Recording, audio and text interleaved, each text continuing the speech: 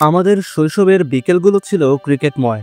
আজকের মতো এতটা চাকচিক্য ছিল না, কিন্তু টিভির পর্দায় যখন দেখতাম তখন এক তরুণ ব্যাটসম্যানের খেলায় চোখ আটকে যেত। তিনি লিটন কুমার দাস। তার উপস্থিতি যেন এক ক্যানভাস, যেখানে ক্রিকেট খেলা হয়ে ওঠে শিল্প। এশিয়া কাপের ফাইনালে ভারতের বিপক্ষে 176 রানের সেই রেকর্ড করা ইনিংস, কিংবা বিশ্বকাপের মঞ্চে উইন্ডিজের বিপক্ষে 94 রানের অপরাজিত ইনিংস, প্রতিটিই ছিল এক একটা শিল্পকর্ম।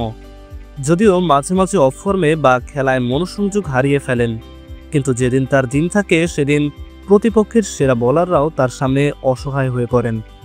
অনেক কঠিন পথ পেরিয়ে তিনি আজ শুধু আমাদের একজন ব্যাটসম্যান নন, আমাদের ক্যাপ্টেন লিটন দাস।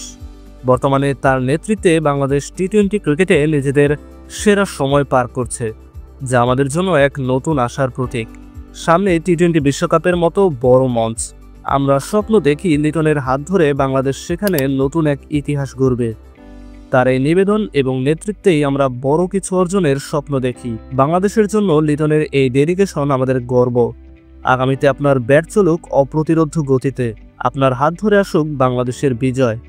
একজন ক্রিকেট প্রেমী হিসেবে আপনাকে জানাই হৃদয়ের উষ্ণ অভিনন্দন।